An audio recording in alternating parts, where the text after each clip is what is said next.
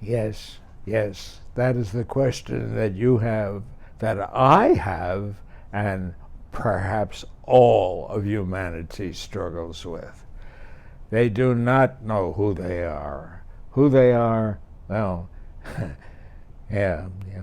When you ask that question in the present moment, yeah, then you know who you are.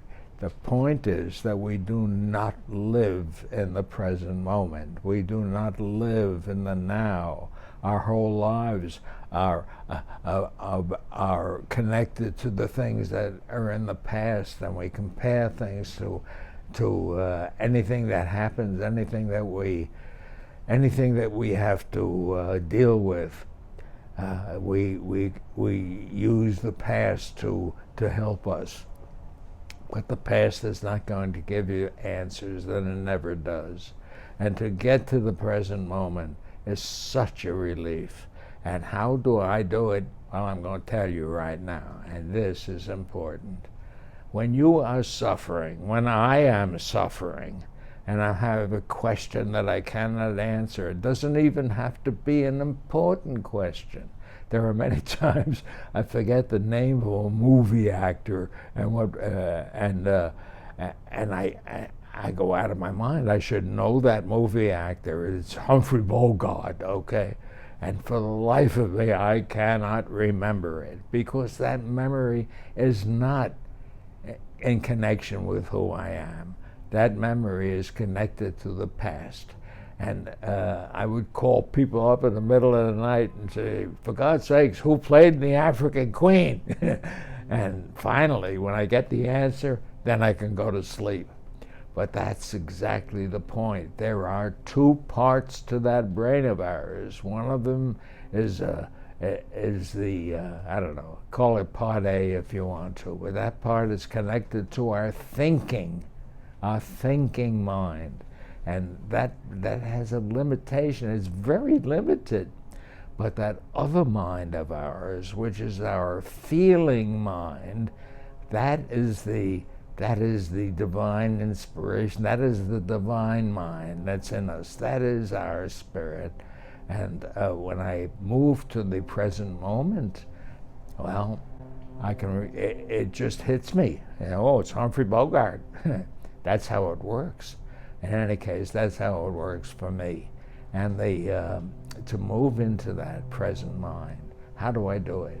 The first thing that I do is I take a good look at something that is always there, called our breathing.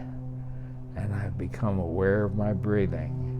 And then I look around me and become aware of what's around me, my surroundings, and I just look at them and I don't judge them, no. And I look at my body and I become conscious of every part of it. The breathing just moves to every part of my body, and I become fully conscious. And that is the only time that I am fully conscious that I am in the present moment. And it is a wonderful place to be, in this present moment.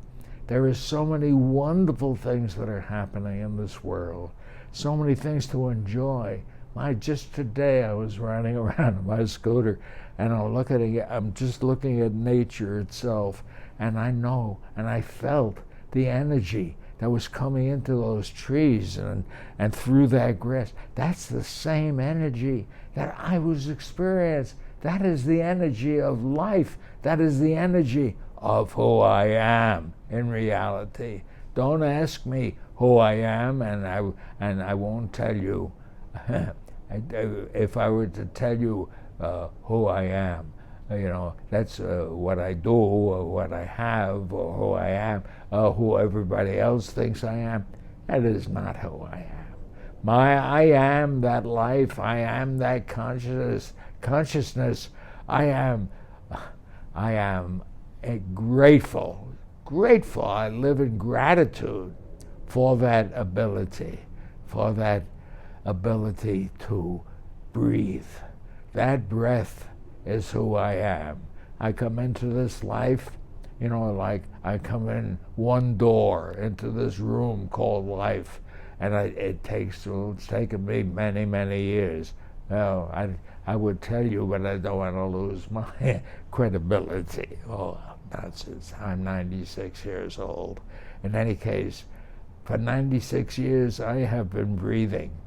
When a baby is born, you know, they pick the baby up, the doctor slaps it on the and everybody says, yippee, mazel tov, whatever. You know, with that first breath, and it continues all of these years. That rhythm of that first breath is the rhythm of my life. And it continues until there's another door that I'm going to pass out of probably not too long from now. But in any case, that other door is when you take your last breath. And what happens after that? Well, I have actually lots of ideas about it, but nobody's come back to tell me what's there. And, well, I'll be interested in finding out. In fact, I asked my teacher, I had a spiritual teacher many years ago, and I asked him, what happens after you die? So he looks at me quizzically, and he said, go die and you'll find out. How about that? And of course, he is absolutely correct. That is wonderful. Anyway, whether you believe in an afterlife or not, it's just so important that between that first and last breath, there is so much to be lived and enjoyed. And this is what our life is all about, to suck out the last bit of the experiences that this life has to offer. And I repeat that. This is where we are, and this is where we have to devote our attention and our consciousness. And to be fully conscious of this life is to be in bliss, to be in heaven.